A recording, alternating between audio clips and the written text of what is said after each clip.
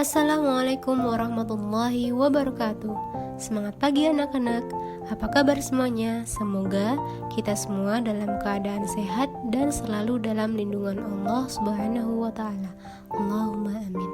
Perkenalkan, saya Husna Haibati Latif, mahasiswi Pendidikan Agama Islam Universitas Ahmad Dahlan. Pada kesempatan kali ini, saya akan membersamai Bu Nila dalam mendampingi kalian dalam belajar mata pelajaran Akidah Akhlak dengan materi iman kepada kitab-kitab Allah. Tujuan pembelajaran kali ini diharapkan kalian dapat menjelaskan nama kitab-kitab Allah dan Rasul penerimanya. Tujuan yang kedua, diharapkan kalian mampu menjelaskan persamaan dan perbedaan kitab-kitab Allah.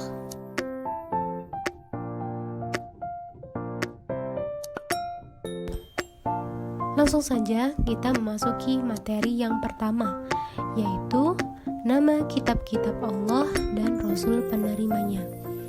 Seperti yang kita tahu, kitab Allah yang wajib kita imani ada 4, yaitu kitab Taurat, kitab Zabur, kitab Injil, dan juga kitab suci Al-Quran. Pada pertemuan sebelumnya, kalian sudah mempelajari kitab Taurat dan juga kitab Zabur bersama Bu Nila. Kali ini kita akan melanjutkan membahas mengenai kitab Injil dan juga kitab Al-Quran. Pembahasan yang pertama yaitu kitab Injil.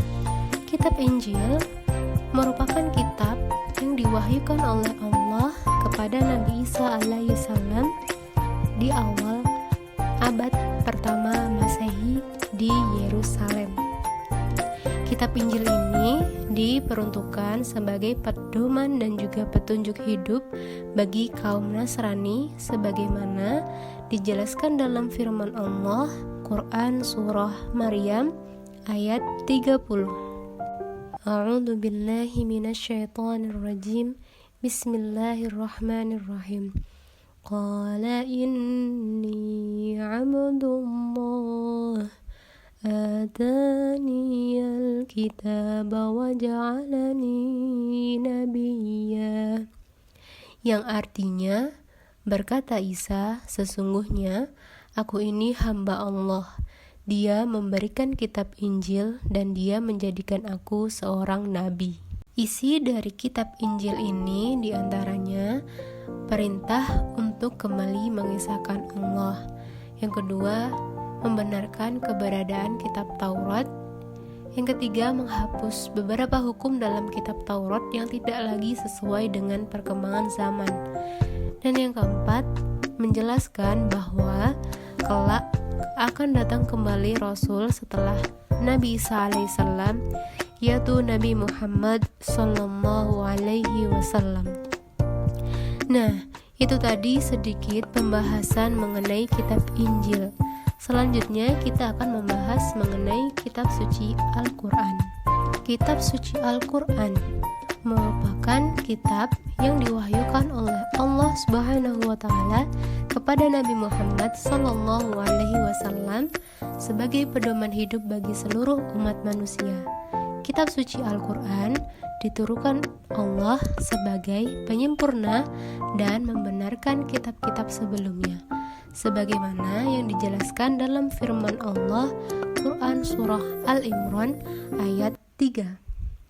Bismillahirrahmanirrahim. Nazzala 'alaikal kitaba bil haqqi musaddiqan lima baina yadayhi wa anzalat Taurata wal Injil. Yang artinya, Dia menurunkan kitab Al-Quran kepadamu Muhammad yang mengandung kebenaran, membenarkan kitab-kitab sebelumnya dan menurunkan Taurat dan Injil.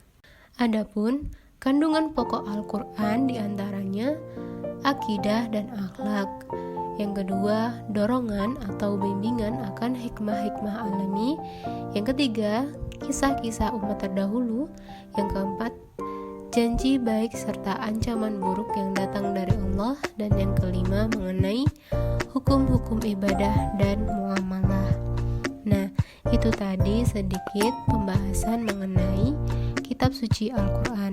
Selanjutnya kita akan membahas mengenai persamaan dan juga perbedaan kitab-kitab Allah. Yang pertama, kita akan membahas mengenai persamaan kitab-kitab Allah. Adapun persamaannya diantaranya berisi mengenai ajaran tauhid, yaitu mengesahkan Allah. Yang kedua, menerangkan mengenai hukum-hukum Allah yang harus dijalani oleh seorang hamba. Yang ketiga, menjadi pedoman bagi penganutnya. Yang keempat, berisi mengenai perintah dan juga larangan yang ditetapkan oleh Allah. Dan yang kelima, menjelaskan mengenai ganjaran bagi hamba yang taat, seperti janji Allah terhadap hambanya yang taat akan mendapat surga, serta berisi peringatan serta azab bagi hamba yang melanggar, contohnya siksa api neraka. Yang selanjutnya, kita akan membahas mengenai perbedaan kitab Al-Quran dengan kitab sebelumnya. Perbedaan yang pertama, kitab Al-Quran diperuntukkan bagi seluruh umat manusia, sedangkan kitab sebelumnya hanya diperuntukkan kepada kaum pada zaman Nabi yang menerima kitab tersebut. Perbedaan yang kedua, kitab Al-Quran dijaga kemurniannya oleh Allah sampai selamanya, sedangkan kitab sebelumnya tidak dijamin kemurniannya oleh Allah. Perbedaan yang ketiga, kitab Al-Quran kitab yang sempurna dan menyempurnakan, sedangkan kitab-kitab yang sebelumnya tidak sempurna dan menyempurnakan kitab-kitab lainnya. Perbedaan yang selanjutnya yaitu kitab Al-Quran diturunkan dengan bahasa Arab, bahasa yang paling kaya kosakata, sedangkan kitab-kitab sebelumnya diturunkan dengan bahasa kaum yang menerimanya. Perbedaan yang terakhir, kitab Al-Quran memiliki asbabul nuzul atau sejarah turunnya surah atau ayat, sedangkan kitab-kitab sebelumnya sudah tidak diketahui lagi asal-usul turunnya kitab tersebut. Nah, itu tadi sedikit pembahasan mengenai persamaan dan juga perbedaan kitab-kitab Allah.